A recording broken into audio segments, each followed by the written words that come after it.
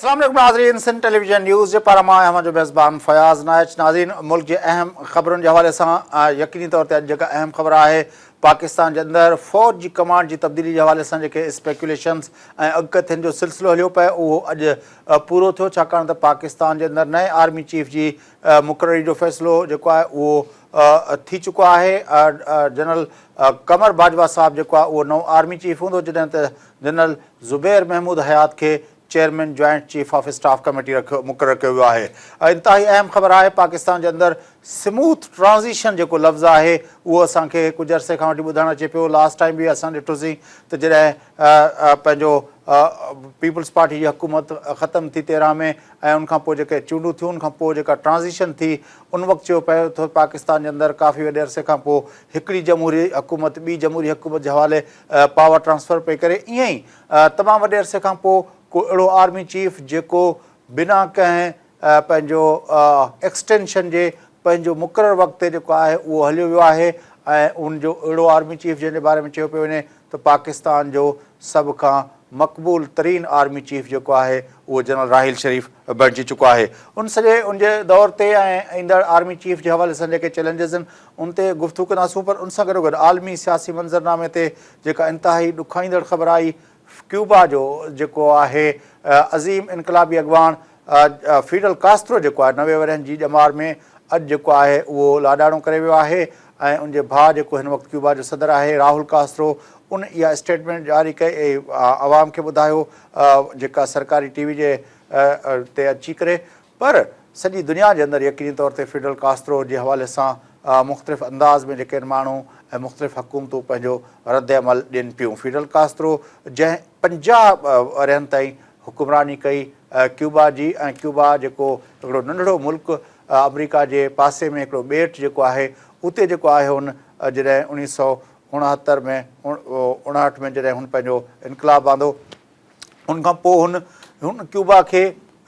जेको क्यूबा जॾहिं हुन 2008 में सदारत तां लथो पए त उन वक़्तु ऐं अॼु ॾींहं ताईं तोड़े उहो क्यूबा हुन अहिड़ो ठाहियो उन्हनि 50 वरहनि में जेको क्यूबा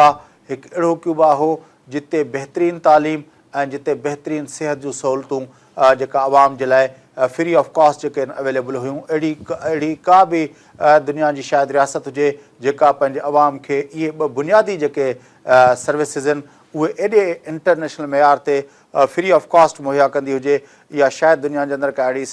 रियासत हुजे जहिड़ो फिडल कास्ट्रो कयो। उन सां गॾोगॾु फिडल कास्ट्रो जे हवाले सां जेका सभ खां वॾी हुई कामयाबी हुई उहा इहा हुई त जेको फिडल कास्ट्रो अहिड़ो क्यूबा ठाहियो जंहिंजे बारे में आम तसवुरु इहो हुयो त शायदि सोवियत यूनियन जे ख़ात्मे खां पोइ उहो जेको आहे क्यूबा बि जेको आहे किरी पवंदो, छाकाणि त उनजी मईशत जी डिपेंडेंस जेका आहे इनसार जेको आहे उहो सोवियत यूनियन ते हुयो। पर उहो फिडल कास्ट्रो पंहिंजे उन क्यूबा खे बिल्कुलु हिकिड़े महफ़ूज़ नमूने सां ऐं साॻे रिदम सां जेको आहे उन क्यूबा खे उन तरक़ी जे रस्ते ते गामज़न कयो ऐं क्यूबा राहुल कास्ट्रो जे आख़िरी ॾींहंनि में जेको अमरीकी सदर बराक ओबामा जेको दौरो हुयो सॼी दुनिया में उनखे माइल स्टोन तौरु ॾिठो वियो त क्यूबा हिकिड़ो नंढिड़ो मुल्क थी अमरीका जहिड़े एम्पायर जे साम्हूं बीह रहियो ऐं आख़िरकार उहो क्यूबा सर्वाइव कंदे इन लेवल ते पहुतो जो अमरीकी प्रेसिडेंट उते दौरो कयो ऐं उन्हनि क्यूबा सां पंहिंजा तालुकात जेके आहिनि उहे बहितर करण जी कोशिशि कई। इन्हनि ॿिन्ही इशूज़ ते गुफ़्तगू कंदासीं। जेको प्रोग्राम असांखे जॉइन कयो आहे मुल्क जे नामियारे एनालिस्ट एडवोकेट शाहब वस्तु साहब, अचो त हुन सां गुफ़्तगू कयूं। शाहब साहब सलाम अलैकुम। Sir, change of command, smooth transition, ये लफ़्ज़ जेके आहिनि उहे ॾाढा पॉपुलर पिया थियनि। अॼु जेका सॼी मीडिया जेका आहे उहा हिननि जो विर्द पई करे, change of command, smooth transition, how do you see? साईं, असां वटि जेको ट्रांसफर ऑफ पावर आहे पोइ उहो सिविलियन पावर हुजे या मिलिट्री पावर हुजे, उहो हमेशह असांजी तारीख़ में हिकिड़ो वॾो मसइलो रहियो आहे, कंट्रोवर्शियल रहियो आहे ऐं उन सां काफ़ी नुक़सान बि थिया आहिनि। 16 सालनि खां पोइ पहिरियों दफ़ो 17 सालनि खां पोइ शायदि पहिरियों दफ़ो आर्मी चीफ पंहिंजो मुद्दो पूरो करे ऐं पंहिंजे टेन्योर जे ख़ात्मे खां पोइ ऑनरेबली ऐं मां सम्झां थो त उन सां 22 साल लॻभॻि चवनि था। हा, मतिलबु मुशरफ जो मां टेक ओवर जो टाइम खां वठी थो ॾिसां मुशरफ खां पहिरें बि जेको आहे पंहिंजो उहो चकर थियो न न मुशरफ जो टेक ओवर 1999 खां वठी जेकॾहिं ॾिसजे 17 ताईं 16 ताईं मां इहो पीरियड थो ॻणियां त 17 साल ताईं कंटिन्यूटी में को बि जनरल जेको आहे पंहिंजे टाइम ते मुशरफ ई रहियो यकी 2007 ताईं 8 ताईं उनखां पोइ वरी 6 साल हुनजा हुया 3 साल हिनजा तक़रीबन 9 साल 8 साल जेको आहे तक़रीबन 16-17 सालनि के अरसे खां पोइ त हीअ जेका ट्रांज़िशन थी आहे इनजे करे वधीक इम्पोर्टेंट हिनखे एप्रिशिएट करणु घुरिजे छाकाणि त हिन ट्रांज़िशन में हिकिड़ो वॾो जनरल पंहिंजे टेन्योर ख़तमु थियण खां पोइ घरु वियो आहे जेको तमामु घणो पॉपुलर हुयो ऐं जंहिंखे मौक़ा बि शायदि मिलिया हूंदा त हू का मुहिम जोई करे पर हिन जनरल साहब खे यकीनन जेको सो इहो क्रेडिट मिले थो त पंहिंजो टेन्योर पूरो कयईं ऐं जनवरी फेबरवरी में जेको चयो वई त मां हली वेंदुसि मां पंहिंजो टेन्योर पूरो करण खां पोइ हुन ते क़ाइमु रहियो इन सां यकीनन तव्हांजे फेडरल गवर्नमेंट खे बि हिकिड़ी स्पेस मिली आहे ऐं हिकिड़ो मौक़ो मिलियो आहे त पंहिंजी जेका कारकर्दगी आहे उहा बहितर करे 1.5 सालनि जो बाक़ी अरसो बचियो आहे हाणे जेके बि कयास वारायूं हुयूं ऐं ख़दशा हुया ऐं बेयकीनी जी सूरत हाल हुई हिकिड़ो जेको बुनियादी सुवाल आहे हाणे मां सम्झां थो जेको बुनियादी सुवाल आहे उहो इहो आहे त पाकिस्तान जे अंदरि मिलिट्री टेक ओवर थिए या न थिए आम तस्वर इहो आहे त पाकिस्तान जे अंदरि मिलिट्री इन्फ्लुएंस जेको आहे उहो एतिरो हूंदो आहे जो सिविलियन गवर्नमेंट इलेक्टेड गवर्नमेंट जेका आहे उहा इंडिपेंडेंटली ऑपरेट न कंदी आहे राइट टू रूल जेको असांजे उन्हनि खे पार्लियामेंट जे थ्रू एग्ज़ीक्यूटिव्स खे मिलंदो आहे उहो एक्सरसाइज़ करण वारी ॻाल्हि न थी आहे तव्हांजे ख़्याल में जनरल राहिल शरीफ़ जेको एॾो पॉपुलर रहियो ऐं उनजे बारे में तमामु घणा चर्चा आहिनि त हुन जेको आहे पंहिंजो तमामु घणियूं कामयाबियूं हासिलु कयूं हुन जेको आहे कराची जहिड़े शहर खे पुरअमन बणाए छॾियो हुन जेको आहे पंहिंजो वज़ीरिस्तान ताईं हू हलियो वियो ऐं जेको आहे ऐं फ्रॉम द फ्रंट जेको आहे हुन लीड कयो आर्मी खे ऐं अहिड़नि मौक़नि ते जॾहिं तमामु तकलीफ़ ते वाक़िया थिया त उन वक़्तु हू फ्रंट ते बिल्कुलु महाज़ ते पहुची करे उन ते वञी उते कयो इहो जेको बुनियादी जेको सुवालु आहे पाकिस्तान जी पूरी तारीख़ सां गॾियल जेको सुवालु आहे उनखे उन हवाले सां उनजी कारकर्दगी तव्हां कीअं नज़र या उनजे दौर खे कीअं था ॾिसो हाणे हिन वक़्तु जेको वॾो मसइलो आहे कंहिंजे बि कारकर्दगीअ खे असेस करण लाइ जेको वॾो मसइलो आहे उहो इहो आहे त तव्हां वटि जेके टूल्स आहिनि मसलन सोशल मीडिया आहे मेन स्ट्रीम मीडिया आहे हाणे उहा केतिरी रिलायबल आहे छाकाणि त मीडिया जेकॾहिं चाहे त कंहिंखे बि हीरो बणाए सघे थी मीडिया जेकॾहिं चाहे त कंहिं हीरो खे बि हीरो बणाए हा मां उहो ई थो गुज़ारिश कयां त असांखे जेको हिन में कोई शक कोन्हे त कराची जे हवाले सां यकीनन हिकिड़ी तमामु वॾी बुनियादी क़िस्म जी पैराडाइम शिफ्ट आयो आहे कराची जी सिक्योरिटी इन्वायरमेंट ठीकु थी आहे पर उनजी कॉस्ट बि तमामु घणी असां पे कई आहे छाकाणि त जेका सिविलियन जेका सुप्रीमेसी हुई प्रोविंस में उहा काफ़ी इरोड थी आहे प्रैक्टिकली जेको DG रेंजर्स आहे उहो he is calling the shorts ऐं सिंध गवर्नमेंट असांखे नज़र ई कोन थी अचे सवाइ उन्हनि जे जेके स्कैंडल्स आहिनि या जेके उन्हनि जा जेको नेगेटिव इमेज आहे त वॾे में वॾो प्रॉब्लम जेको हाणे ख़ासि तौर ते ट्रंप जी इलेक्शन खां पोइ जेको मूंखे सम्झ में ॻाल्हि आई आहे त असां जंहिं तरीक़े सां दुनिया खे ॾिसूं था हाणे उन में प्रॉब्लम इहो आहे त छा उहो जेको असांजो जेको परसेप्शन आहे उहो वाक़ई असांजो ओरिजिनल परसेप्शन आहे या बारोड परसेप्शन आहे सो कॾहिं कॾहिं मूंखे लॻंदो आहे त असां छाकाणि त एॾो तेज़ीअ सां शयुनि खे ॾिसूं था हिकिड़ो कैनवस आहे जेको पियो हर वक़्तु हले थो नवां हुन ते इमेजिस नयूं नयूं इवेंट्स थी पैदा थियनि असांखे सोचण जो असेस करण जो टाइम कोन थो मिले ऐं अॻे तव्हांखे महदूद हिकिड़ो माहौल हूंदो जंहिंजे बारे में ॼाण रखणी पवंदी या थोरी इंफॉर्मेशन हूंदी उनखे माण्हू एनालाइज़ कंदो टाइम हूंदो हुयो हाणे तव्हांखे सॼी दुनिया सॼी काइनात जे बारे में हिकिड़ी भरमार लॻी पई आहे इंफॉर्मेशन जी त इहो चवणु ॾाढो ॾुखियो आहे त केरु वाक़ई हीरो आहे ऐं केरु वाक़ई हीरो बणायो वियो आहे। छाकाणि त तव्हां जेकॾहिं चाहियो, मीडिया जेकॾहिं चाहे या असांजा जेके इंतिहाई इंटेलिजेंट लिखण पढ़ण वारा माण्हू आहिनि जेकॾहिं चाहिनि त कंहिं हिकिड़े अहिड़ी एंगल खे एतिरो घणो प्रोजेक्ट करे तव्हां तमामु घणा जेके उन जा डार्क एस्पेक्ट्स आहिनि उहे लिकाए सघो था। त यकीननि मां सम्झां थो त राहिल शरीफ़ साहिब जी जेका कामयाबी आहे उहा हिन में को शक कोन्हे त उन सिक्योरिटी जे महाज़ ते तमामु सुठो मां अचां थो। पर हाणे प्रॉब्लम जेको थियो आहे त ॾिसूं त असां इन कामयाबीअ जे नतीजे में ओवरऑल मुल्क जी जेका सूरत हाल हुई उहा बहितर थी आहे या वाक़ई हुन सां को असांखे नुक़सान बि थियो आहे। हाणे तव्हां ॾिसो त 2013 खां वठी यानी ख़ासि तौर ते आर्मी पब्लिक स्कूल खां पोइ जेको नेशनल एक्शन प्लान जुड़ियो या हुन खां पोइ जंहिं तरीक़े सां पाकिस्तान जा कानून बदिलिया विया, आइन में तरमीम कई वई, नयूं कोर्ट्स ठाहियूं वयूं, हिकिड़ो पूरो तव्हांजो जेको फंडामेंटल राइट्स जो जेको हिकिड़ो बैलेंस हुयो आइन में, जेको वॾी मुश्किल सां 18th अमेंडमेंट में तव्हां रेस्टोर कयो हुयो कंहिं हद ताईं, उहो वरी जेको आहे सो इम्बैलेंस जो शिकार थी वियो। छाकाणि त पुलिस सिक्योरिटी फोर्सिस खे तमामु घणा पावर्स मिली विया, PPO जेको ऐं जुडिशरी जेका हुई उनखे बि डिवाइड कयो वियो। हिकिड़ी जुडिशरी अहिड़ी जेके मुकमिल आज़ादी हुई त जेको मर्ज़ी पियो 90 ॾींहंनि जो तव्हां डिमांड ॾेई छॾियो, कंहिंखे बि तव्हां खणी अचो 90 ॾींहंनि लाइ, बसि तव्हां मैजिस्ट्रेट खे ॾेखारे वरी गुम करे छॾियो। त हाणे इहे अहिड़ा मामला आहिनि जेके दरअसल असां ॾिसूं नथा, छाकाणि त मीडिया उनखे नथी ॾेखारे, या इन सॼे पॉज़िटिव परसेप्शन में बलोचिस्तान में छा थियो आहे, उते जी जेका ह्यूमन राइट्स जी सिचुएशन आहे, इवन फॉर दैट मैटर फाटा में छा थियो आहे, फाटा जे अंदरि थियो छा आहे असांखे त का ख़बर कोन्हे। असांखे त का वधि में वधि कुझु वेंदा आहिनि, साफ़ ई वठी वेंदा आहिनि उनखे ॾेखारींदा आहिनि त उते त का शइ न हूंदी आहे, या कॾहिं कॾहिं हिकिड़ो पॉज़िटिव इमेज ईंदो आहे त असांजे स्कूल था ठहनि, क्रेडिट कॉलेजिस था ठहनि, उते ॿार पढ़नि था, पर एक्चुअल ग्राउंड रियलिटी छा आहे। हाणे उनजी त ख़बर तॾहिं पवंदी जॾहिं इहो माहौल ते तब्दील थींदो, को वरी जेके ऑब्जेक्टिव एनालिसिस वारा लिखण पढ़ण वारा माण्हू, तहक़ीक़ करण वारा माण्हू, उहो वरी पोइ जॾहिं हक़ीक़तुनि खां असांखे उजागर कंदा। पर इन्हनि सभिनी मामलनि ते तव्हां मतिलबु इन्हनि जो ज़िम्मेवार सिविलियंस खे सम्झो था या टोटली मिलिट्री? ॾिसो ॻाल्हि इहा आहे त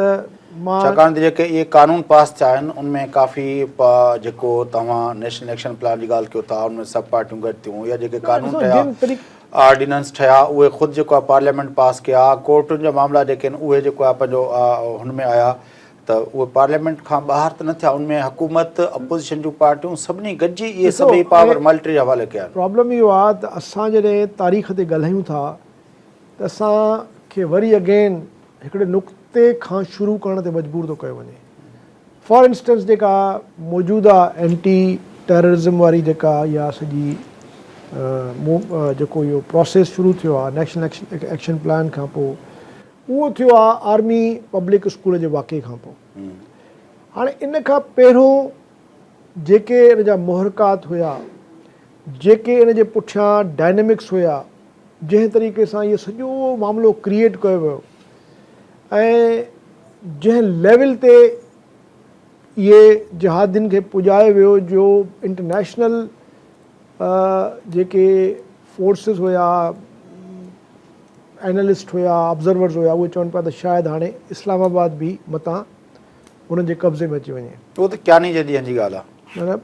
यानी हाणे उहो हू सवात ताईं पहुता हुया। एग्ज़ैक्टली। त हाणे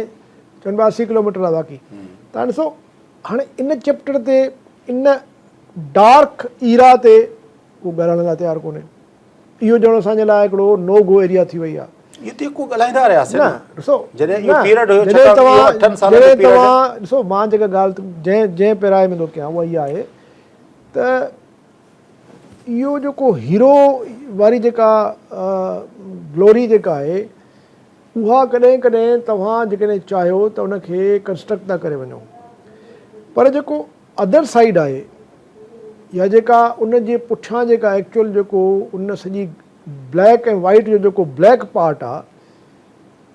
उन ते बि त को ॻाल्हाए न। उन जी बि त जेका जेको पुछाणो आहे उहो थियणु घुरिजे न। मां त तव्हां खां इन ॻाल्हि चवां थो न त जेकॾहिं तव्हां इहो सिविल मिलिट्री रिलेशनशिप ते पंहिंजो केरु करे उहो पुछाणो केरु करे, सिविलियंस करे सघनि था।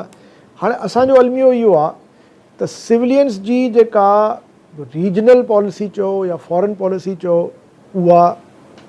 सही आहे, दुरुस्त आहे, पर हुन वटि कैपेसिटी कोन्हे का त उहा पॉलिसी अडॉप्ट करे सघनि। एस्टेब्लिशमेंट मतिलबु तव्हांजो त प्रो इंडिया जेके पॉलिसी नवाज़ शरीफ़ सभु जनरली नवाज़ शरीफ़ जी पॉलिसी इहा आहे त पाकिस्तान खे हाणे इकनॉमिक ऐं trading commercial financial soft power जेको आहे उहो एक्वायर करणु घुरिजे। उहो तॾहिं मुमकिन थींदो जॾहिं तव्हां जेके पास्ट जा बैगेजिस आहिनि ख़ासि तौर ते इंडिया सां उनखे तव्हां रिव्यू कयो ऐं ग्रेजुअली आहिस्ता आहिस्ता उनखे तव्हां पोइ ते फिटी कयो। सॼी दुनिया ईअं ई कयो आहे। न पर इकनॉमिकली असांजे पार्ट ते त जेका ॻाल्हि आहे माण्हुनि खे भले जेको हिन पासे ॾिसनि त भई जनरल राहिल शरीफ़ जे अचण खां पोइ थियो, पर साॻिए वक़्तु तव्हां ॾिसो त हुन पासे जॾहिं खां मोदी आयो आहे, मनमोहन जी गवर्नमेंट वई आहे, मनमोहन जे दौर ताईं भली ज़रदारी साहिब जी हुकूमत हुई, तॾहिं गिलानी वज़ीर अज़म हूंदो हुयो, त उन्हनि जूं मुलाक़ातूं थियूं, काफ़ी मामलनि ते उन्हनि पेशरफ़्त कई, काफ़ी सहकार जूं ॻाल्हियूं थियूं, अहिड़ी का टेन सूरत हाल न थी। हाणे हुन पासे खां जॾहिं मोदी अची वञे, तव्हां चओ त पाकिस्तान जी पॉलिसी जेका आहे उहा नवाज़ शरीफ़ जे ख़्वाहिशनि मुताबिक़ हले, इहो त ॾिसो ॻाल्हि इहा आहे त जेका सिविलियन गवर्नमेंट जी फॉरेन पॉलिसी आहे उहा दुरुस्त आहे, हिस्टोरिकली प्रूवन आहे त तव्हां काफ़ी अरसे ताईं या हमेशह जे लाइ इंडेफिनिट पीरियड लाइ तव्हां जंगनि में नथा रही सघो। एस्टेब्लिशमेंट जी जेका फॉरेन पॉलिसी आहे उहा फंडामेंटली फ्लॉड आहे, ग़लति आहे। एस्टेब्लिशमेंट कहिड़ी?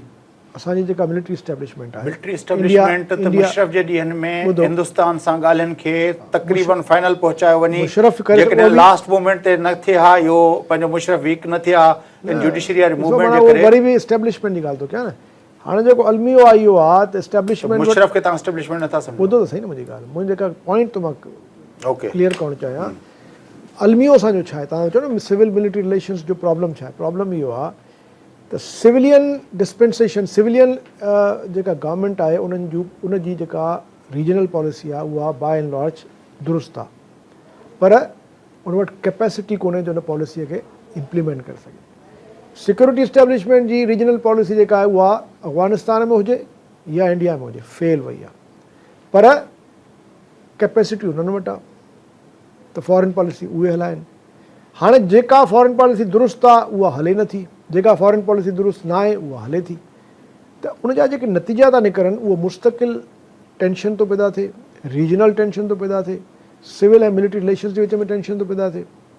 ऐं उनजी इकोनॉमिक कॉस्ट था पे कयूं असां। तव्हांजे ख़्याल में शहाब साहिबु, मां हिकिड़ो वक़फ़ो वठां थो, पोइ वक़फ़े खां पोइ मोटी अची मां तव्हां सां ॻाल्हाईंदुमि हिन ते। जेको असां चऊं था त हीअ सिविलियंस जी पॉलिसी आहे, हुनजी पॉलिसी आहे, हीअ जेका आर्मी जी पॉलिसी जी एस्टेब्लिशमेंट जी पॉलिसी जेका तव्हां चओ था, तव्हांजो न आहे ख़्याल त इहा जेका पॉलिसी आहे, इहो जेको डॉक्ट्राइन आहे सिक्योरिटी जो, इहो डॉक्ट्राइन जेको आहे उहो असांजे सिविलियन रहनुमा ज़ुल्फ़िकार अली भुट्टो साहिब जो आहे, तंहिंजे करे तव्हां उनखे जनरली ईअं था चओ त सिविलियन सभु हुन पासे हुया। उहो दौर ॿियो आहे, असां था ॻाल्हायूं हाणे ज़ुल्फ़िकार अली भुट्टे जे दौर में उतां खां त इवॉल्व थियो आहे, इहो एटम बम खां वठी तव्हांजी 65 जी वार तव्हांजे भुट्टे साहिब जे ज़माने में पाकिस्तान। मां हिकिड़ो वक़फ़ो वठां, छाकाणि वक़फ़े खां पोइ मां चाहींदुमि त हिते तफ़सील सां ॻाल्हि कयूं। नाज़रीन वठूं था वक़फ़ो, वापसि अची प्रोग्राम जे सिलसिले खे अॻिते वधाईंदासीं।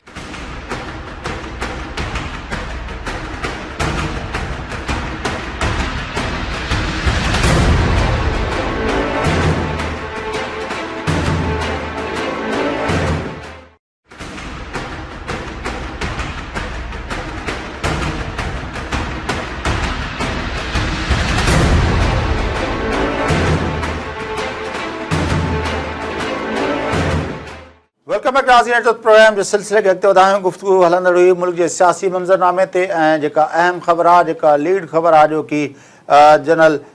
कमर बाजवा साहिब जेको आहे नओं आर्मी चीफ ऐं general Zubair Mahmood Hayat chairman joint chief of staff मुक़ररु कया विया आहिनि, ऐं उन्हनि जी वज़ीर आज़म सां मुलाक़ात बि थी आहे। उन हवाले सां गुफ़्तगू हलंदड़ हुई। पाकिस्तान जे अंदरि सिविल मिलिट्री लाॻापनि ते गुफ़्तगू हलंदड़ हुई, ऐं उन हवाले सां असांखे जेको प्रोग्राम में जॉइन कयो आहे मुल्क जे नामियारे एनालिस्ट जनाब शाहब ओस्तो साहिबु। अचो त हुन सां गुफ़्तगू। शाहब ओस्तो साहिबु, ही जेको तव्हां चओ पिया त ही सिक्योरिटी डॉक्ट्राइन जेको आहे उहो हिकिड़ो जेको आहे पंहिंजो व्यू पॉइंट जेको आहे उहो इस्टेब्लिशमेंट जो आहे उहो हू आहे, पर इस्टेब्लिशमेंट खे बि इहो व्यू पॉइंट ॾिनो कयां। ॾिसो भुट्टे साहब जे ज़माने में पाकिस्तान जेको आहे शायदि कंहिं दौर में एतिरो इंटरनेशनली इंगेज न हुयो जेतिरो भुट्टे साहब जे ज़माने में भुट्टे साहब कयो। चाइना सां, सॼी मिडल ईस्ट सां, यानी जेके बि इहे तव्हांजा अरब सॻोरा हुया, यानी इजिप्ट हुजे, लीबिया हुजे, सीरिया हुजे, सऊदी अरबिया हुजे, ईरान हुजे, सभिनी मुल्कनि सां तमामु हुनजा वेझा तालुकात हुया। ॿिए तरफ़ चाइना उन ज़माने में तव्हांखे यादि अथव चाइना सां केॾो वेंदो हो, नॉर्थ कोरिया तमामु घणो वेंदो हो भुट्टो साहब। उनखां पोइ इंडोनेशिया, उनखां पोइ तव्हां फ्रांस खां न्यूक्लियर रिएक्टर भुट्टे साहब वरितो उन दौर में, ऐं कॉमनवेल्थ मां निकितो, उनजे बावजूदि ब्रिटेन सां तमामु सुठा तालुकात आहे पाकिस्तान। मुंहिंजे ख़्याल में उहो त सोनेरी दौरु हुयो पाकिस्तान जो इंटरनेशनल रिलेशन्स में। भुट्टे जो बेसिकली सब्जेक्ट ई इंटरनेशनल पॉलिटिक्स हुयो। भुट्टो बेसिकली जेको ग्रूम थियो हुयो जॾहिं फॉरेन मिनिस्टर हुयो, उन ज़माने खां वठी हुनजी सॼी जेका नज़र हुई उहा बैनुल अक़वामी तालुकात ते हुई, छाकाणि त उहो सम्झे पियो त बैनुल अक़वामी तालुकात तव्हांजे अंदरूनी सियासी ऐं इक़्तिसादी जेका तव्हांजो जेको अल्टीमेट जेको दारोमदार आहे उहो बैनुल अक़वामी तालुकात ते आहे। सो भुट्टे साहब जो त मां सम्झां थो त उहो दौरु, ऐं ख़ुदि जेको शिमला एग्रीमेंट कई इंडिया सां, इंदिरा गांधी सां, जॾहिं त तव्हां हिकिड़ी ब्रोकन सरेंडर्ड आर्मी जा जेको आहे सो उन खां पोइ डिबाकिल खां पोइ तव्हां वञो था उते वञी ऐं सुठे तरीक़े सां कश्मीर जो मसइलो बि डिस्प्यूटेड मंझराए मोटी आयो। त मां सम्झां थो उहो त ख़ैर इहो perception I do not agree with that. हा, बाद में मां त ॿ ॻाल्हियूं चवां थो। मां चवां भुट्टे साहब इलेक्शन जे दौरान मां जेका हिकिड़ी ॻाल्हि चवां थो, मां चवां थो त हिंदुस्तान सेंट्रिक इहा जेका असांजी सिक्योरिटी डॉक्ट्राइन इलेक्शन जे दौरान हुयो। इलेक्शन जे दौरान छा 65 जी वार केतिरा डॉक्यूमेंट लिखिया पिया आहिनि। 65 जी वार में बि भुट्टो साहब उन वक़्तु अयूब जी डॉक्ट्रिन हुई न, भुट्टे जी त न हुई न। भुट्टे उहो त ॾिसो 1954 खां पोइ जॾहिं अमेरिका सां तव्हांजो डिफेंस पैक्ट थियो आहे ऐं तव्हां सीटो सेंटो में विया हो, 58 में तव्हांजो डिफेंस पैक्ट थियो अमेरिका सां, खां पहिरियों त 54 खां वठी तव्हां जेको इहा जेका एक्सेस ठही हुई, जेका कंटेनमेंट वारी जेका पॉलिसी हुई सोवियत यूनियन जे ख़िलाफ़, जंहिंजो तव्हां पार्ट बणियो, सेंटो सीटो बगदाद पैक्ट वग़ैरह जेको थियो, उन में तव्हां उन दौर खां वठी तव्हां पंहिंजी पोज़ीशन वठी छॾी हुई। ऐं उन दौर में तव्हांजी कोशिशि रही त असां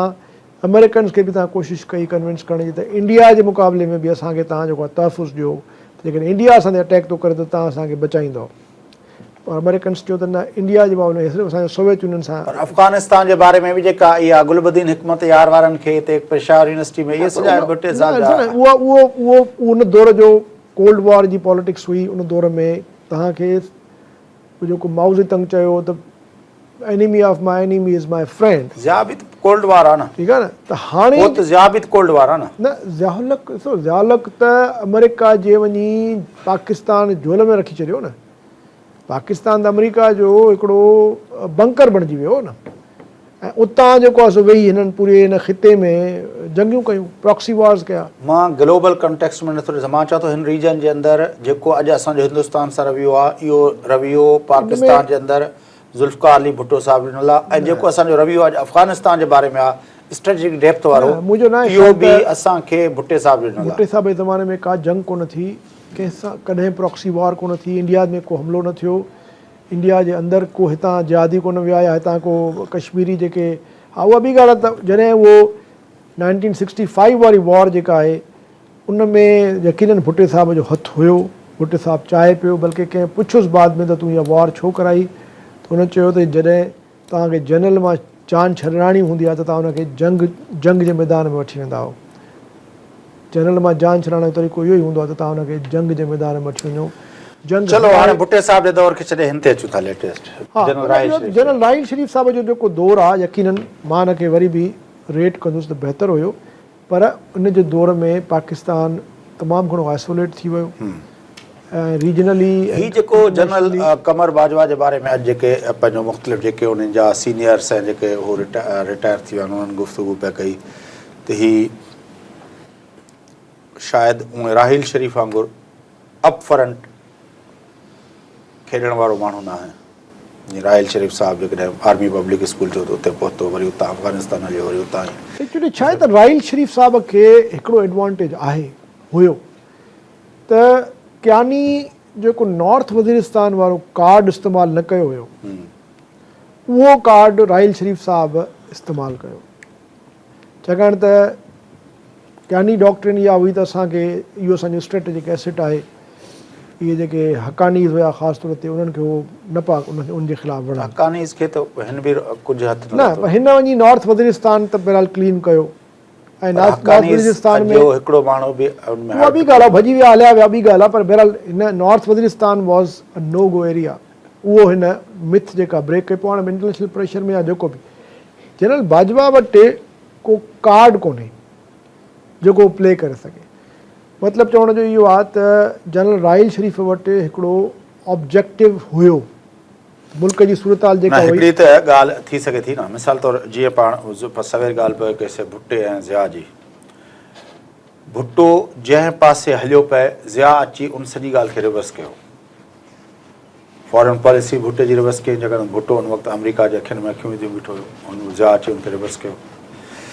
भुट्टो जेको हुयो उहो नेशनलाइज़ेशन जी पॉलिसी थियो, ज़िया अची उनखे रिवर्स कयो।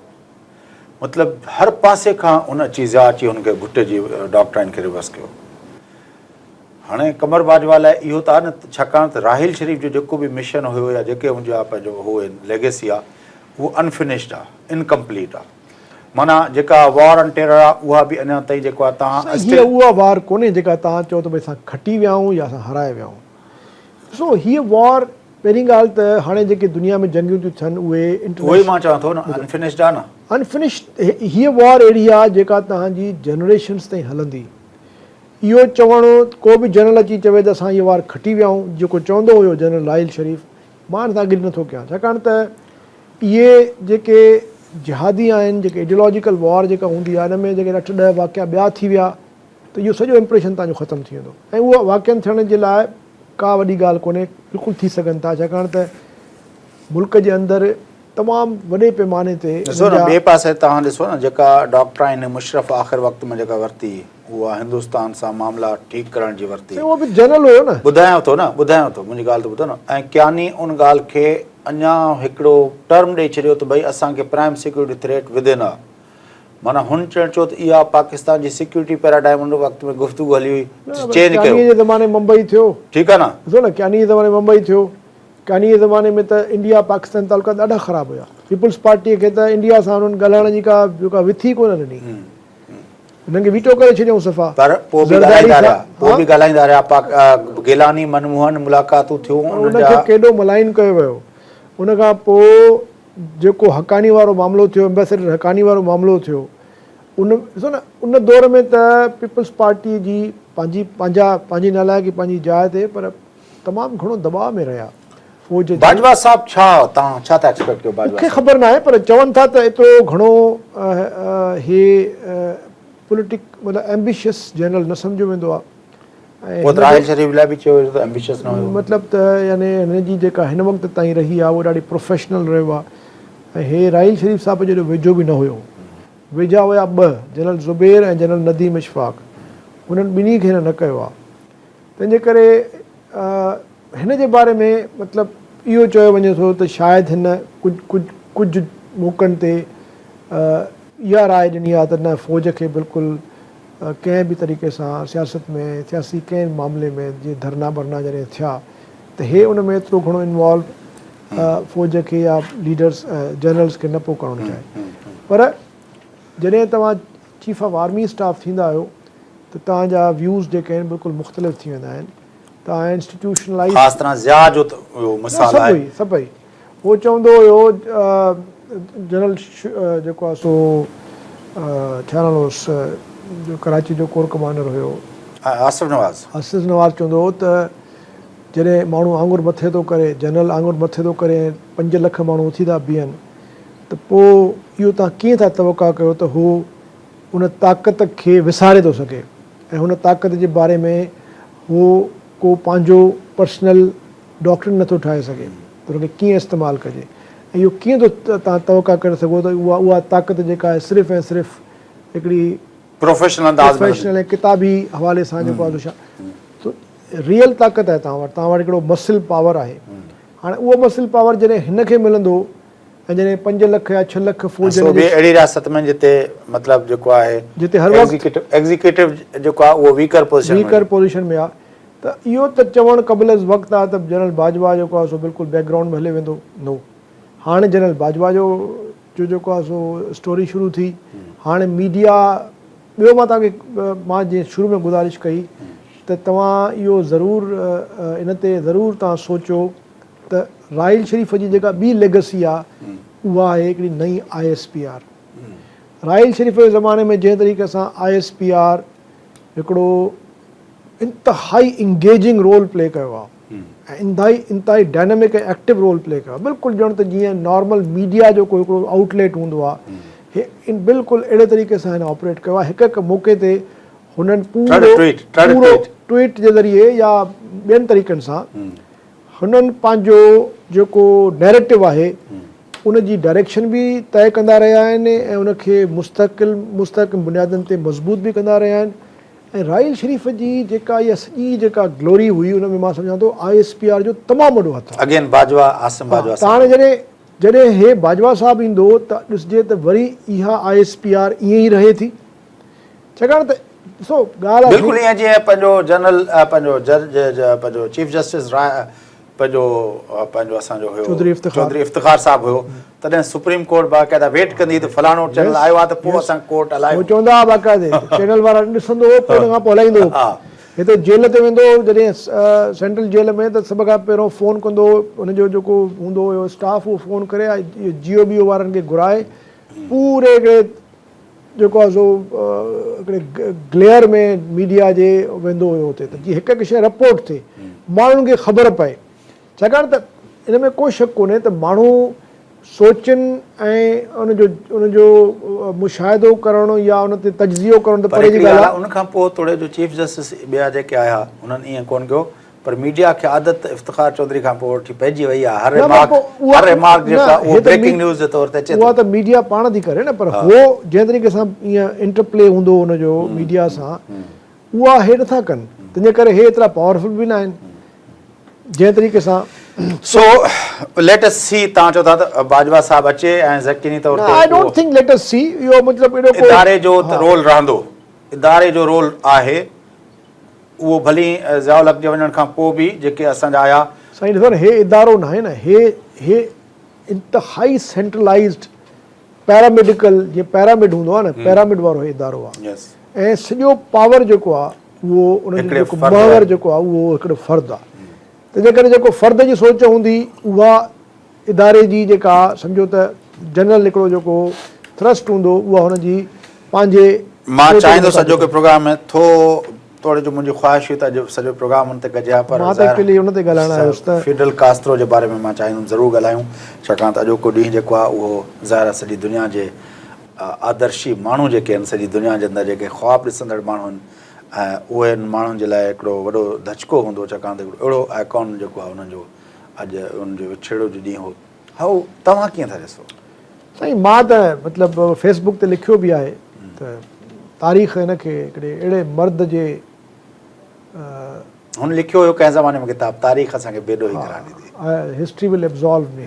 उहा हिकिड़ी तक़रीर कई हिन कोर्ट में। मां सम्झां थो त तारीख़ हिनखे ईअं ॾिसंदी त हिकिड़ो अहिड़ो मर्द हुयो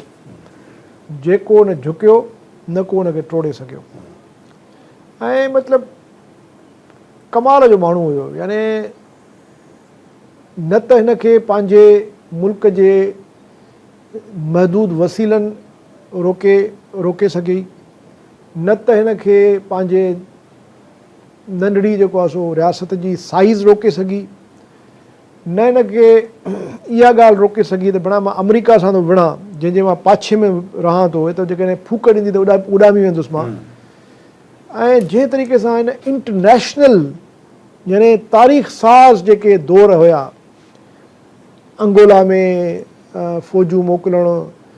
नमेबिया में जेको आहे सो फ़ौजूं मोकिलणु, साउथ अफ्रीका में फ़ौजूं वञणु जेको आहे बोलिविया में पंहिंजो दोस्त जेको आहे रफ़ीक जेको चे गेवेरा जेको आहे अच्छा तव्हां ॾिसो मिज़िल क्राइसिस जेके थिया क्यूबन मिज़िल क्राइसिस उहो 13 हुया 13 जेके हुया उहे मिज़िल क्राइसिस जा उन में त दुनिया शायदि ख़तम बि थी वञे हा छाकाणि त अमेरिकन्स जा जेके B-52 बॉम्बर्स हुया जिन में लाइव मुंहिंजे ख़्याल में कोल्ड वॉर जो सभ खां सेंसिटिव तरीन उहो त मतिलबु उन वक़्तु इहो हाणे जेको बाद में जेको लिटरेचर हिननि जेके डिक्लासिफाई थियो उन में इहो हो त बॉम्बर्स त मथे जेको आहे सो उन्हनि उॾामणु शुरू थी विया हुया जेके जिन में लाइव न्यूक्लियर आर्सेनल मौजूदु हो हुननि जो त उन सॼे दौर में हिकिड़ो अहिड़ो माण्हू नंढड़ो हिकिड़ो 40 लखनि जी हैदराबाद जेतिरी या थी सघे त मुल्तान जेतिरी पॉपुलेशन हुजे एतिरो हिकिड़ो मुल्क ऐं उन जंहिं लेवल जी इंटरनेशनल डिप्लोमेसी कई आहे ऐं हिकिड़ो अहिड़ो वक़्तु बि आयो जॾहिं कास्ट्रो जेको हुयो लैटिन अमेरिका जो वॾे में वॾो डील ब्रोकर हूंदो हुओ माना त लठ सरदार हूंदो हो जेके हिन खे विहारे फ़ैसिला कंदा हुया साउथ अफ्रीका जेको 20 टाइम्स वॾो मुल्क आहे हिन खां उन्हनि जा फ़ैसिला बि हे ई कंदो हुयो त इन लेवल ते पुॼण लाइ तव्हांखे छा घुरिजे छा हुयो मां अॼु सोचां पियो हिकिड़ी शइ हुई जेका असांजे घणनि ई सो कॉल्ड लीडर्स में वॾनि वॾनि जनरल्स में कोन्हे उहा आहे कैरेक्टर कमिटमेंट एंड करेज हिन माण्हूअ जी जेका कमिटमेंट हुई पंहिंजे अवाम सां जेको हुनजो कैरेक्टर हुयो ऐं जेका हिन जी आइडियोलॉजी हुई आख़िर वक़्त ताईं हे क़ाइमु रहियो हुन इहा वॾी ॻाल्हि आहे मतिलबु आख़िर वक़्तु सोवियत यूनियन ख़तमु थी वई यस घणा ई मतिलबु पूरो दुनिया मां सोशलिस्ट जेको ब्लॉक हुयो उहो ख़तमु थी वियो ओवरनाइट मतिलबु जीअं न को यानी कैसल ऑफ सैंड हूंदो आहे हिकिड़ो वारीअ जो ठहियलु को जेको आहे किलो हुजे जेको ड्रही पए ईअं ड्रही पियो सॼो सोवियत यूनियन जो ठहियलु ब्लॉक जेको हुयो हे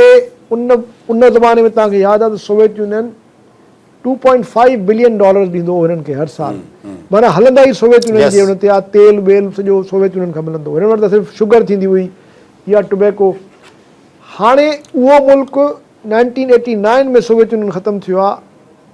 2016 ताईं 50 साल अमेरिका हिन खे इकोनॉमिक ट्रेड ब्लॉकेट में रखियो आहे उन जे बावजूदि 2015 में बराक ओबामा अमेरिका जो प्रेसिडेंट उहो थो वञे उहो वञी उते जेको आहे सो हथ थो मिलाए वञी राहुल कास्ट्रो सां ऐं हे नथो मिले हुन सां तॾहिं बि हिन त उन वक़्तु बि चयो त हिन ते ट्रस्ट न कयो आहे न पर मतिलबु यानी तव्हां हिकिड़ो नंढड़ी हिकिड़ी केविल जेका आहे उहा हिकिड़े देव खे जेको आहे सो हाथी जे साम्हूं बीठी हुजे हाथीअ खे मजबूर थी करे त हाथी वञी हुन जे अॻियां झुके हाणे इहो असांजे जेको वॾा जेके हिते वेठा आहिनि जेके टिन पॉट किंग्स वेठा आहिनि असां वटि हिते असांजे हिन ख़िते में उन्हनि जे लाइ लफ़्ज़ मुंहिंजे ख़्याल में ॾाढो ॾुखियो वर्ड आहे मतिलबु इहा वरी अगेन ओबामा जी लेगेसी हुई जिते हुन वियतनाम में वियो उते जेको आहे पंहिंजो जेको अमेरिका सही न ॾिसो न मोरल जेका विक्ट्री वरी ओबामा जे कैरेक्टर जी ओबामा जी बि कैरेक्टर जी ॻाल्हि आहे बिल्कुलु सही था चओ पर हुन पंहिंजो मोरल जेको ग्राउंड हुयो छॾियो कोन पर मां चवां थो जेको हुनजी सभ खां वॾी कामयाबी जेका मां ॾिसां थो न त हुन सोवियत यूनियन वांगुरु पंहिंजे माण्हुनि खे बुखूं काटण ते मजबूर न कयो मतिलबु सोवियत यूनियन जे वञण खां पोइ बि अॼु बि दुनिया जे अंदरि माइकल मूर जेका डॉक्यूमेंट्री ठाही आहे चयईं त तव्हां अमेरिकन सुपर पावर आहियो तव्हां पंहिंजे माण्हू खे टेबलेट बि मुफ़्त में कोन था ॾियो ऐं हू जेको आहे हिकिड़ो एतिरो जेको आहे जीअं तव्हां किविल चयो आहे किविल हिकिड़ी आहे पर हू दुनिया जे बहितरीनु जेका हेल्थ केयर आहे पंहिंजे कॉमन माण्हू खे जेको आहे रियासत उहा प्रोवाइड पई करे मतिलबु अॼु बि दुनिया जेका आहे दुनिया जे अंदरि जेके रियासत जा प्रोवाइडेड जेका बेस्ट हेल्थ केयर आहिनि उहो क्यूबा जेको आहे 72 दफ़ा अमेरिकन CIA ॿियनि अमेरिका जा जेके मुख़्तलिफ़ सीक्रेट एजेंसीज़ आहिनि ऐं हिन जा जेके अलाइज़ आहिनि 72 दफ़ा हिन खे मारण जी अटैम्प्ट कई वई ड्यूरिंग हिज लाइफ यानी जॾहिं बे ऑफ पिग्स जो अटैक थियो अमेरिका जी जेको हुन सां जेके हिननि क्यूबन इमिग्रेंट्स जे थ्रू जेको हिननि बाक़ाइदा अटैक कयो हुन ते क्यूबा ते तव्हां यकीन कयो त उन में हिन माण्हूअ मशीन गन खणी पाण वञी जेको आहे बीच ते बीठो अचो ऐं हुन खां पोइ लाशा वापसि लुड़ंदा आया अमेरिका फ्लोरिडा जेको आहे सो मियामी ताईं जेको आहे हिननि जा जेके मोकिलियाऊं हितां ॾेखारियूं पए पंहिंजो अमेरिकन चैनल्स ॾेखारियो पए त जेको आहे मियामी जे अंदरि उते लिटिल हवाना नाले हिकिड़ो पंहिंजो नेबर रोड आहे उते जेको उते काफ़ी जेको आहे पंहिंजो न पर ॾिसो न इहो माण्हू तारीख़ में हिनखे तारीख़ जॾहिं तारीख़दान लिखंदो त इन बारे में छा लिखंदो? इहो लिखंदो त हेतिरो हिकिड़ो आइलैंड आहे जंहिंजी 40-50 लख पॉपुलेशन आहे, उन आइलैंड कहिड़े तरीक़े सां अमेरिका जहिड़े सुपर पावर खे न सिर्फ़ु उनजी जेका अजारादारी हुई, उनजो जेको डोमिनेशन हुई, उनखे रेज़िस्ट कयो, पर ग्रो कयो। ग्रो एतिरो कयो जो न सिर्फ़ु पंहिंजी बका ऐं पंहिंजी जेका इज़त नफ़्स ऐं पंहिंजो डिग्निटी ऑनर बचाई, पर हुन हेतिरे आइलैंड अलाए घणनि ॿियनि आज़ादी पसंद इंसाननि जे लाइ जेको आहे सो जदोजहद में पंहिंजा फोर्सिस मोकिलिया ऐं विड़िया हुए हुते माण्हू वञी। पर ख़ुदि पाकिस्तान जे अंदरि एबटाबाद जे ज़िलज़िले में जहिड़े ज़िलज़िले में क्यूबन डॉक्टर्स आया। हा यस। तव्हां मूंखे ॿुधायो त इन में असां जहिड़ा जेके माण्हू जेके लीडर वेठा आहिनि, जेके चवनि था असां वटि रिसोर्सिस कोन्हनि के, असां वटि जेको आहे सो साईं छा कयूं, असां सां त मुसीबतूं वॾियूं, असां वटि त का शइ हिन वक़्तु अहिड़ी आहे कोन जेका ग़रीब माण्हुनि खे असांजे जिनो को न्यूक्लियर पावर तव्हां आहियो, उनजे बावजूदि हिकिड़ी फ़ोन आई सिर्फ़ु यस परवेज़ मुशर्रफ खे त लेटी पियो। न्यूक्लियर पावर 100 खां वधीक ॿुधो आहे त वॉरहेड्स अथनि, न्यूक्लियर वॉरहेड्स आहिनि पाकिस्तान वटि, पूरी दुनिया ख़तमु करे सघनि था। पाकिस्तान जो जेको न्यूक्लियर प्रोग्राम आहे सभ खां जेको आहे तेज़ी सां वधंदड़ न्यूक्लियर 100 खां वधीक। हाणे मूंखे ॿुधायो त न्यूक्लियर स्टेट जेका हुई पाकिस्तान, उनजो जेको जनरल सो बि ईअं न त को हिकिड़ो वीचारो को ममनून हुसैन टाइप को जनरल न, जनरल हुयो, पाण खे कमांडो कोठींदो हुयो, सीनो खोले घुमंदो हुयो। उनजी छा हालत थी, हिकिड़ी फ़ोन सिर्फ़ु आयसि, उन खां पोइ लेटी पियो। त करेक्टर जी ॻाल्हि आहे। मां त चवां जेसि ताईं कंहिं क़ौम में उनजे लीडर्स में करेक्टर कोन्हे, जेसि ताईं उहो माण्हू ॾिसो लीडर्स खे ॾिसंदा आहिनि, उन मां इंस्पायर थींदा आहिनि। असां वटि हालत इहा आहे त जिन लीडर्स जी असां ॻाल्हि था कयूं, उन्हनि जो तव्हां हशर ॾिसो। मोदी तव्हां सां छा हशर कयूं वेठो आहे, मोदी ते न ॻाल्हायूं न, मतिलबु मां हिकिड़ी ॻाल्हि थो कयां त जंहिं तरीक़े सां मोदी मतिलबु जीअं ललकारे थो तव्हांखे जंहिं तरीक़े सां ट्रीट थो करे, उन मां नज़र थो अचे त तव्हांजी जेका एक्चुअल रियलिटी आहे उहा छा आहे।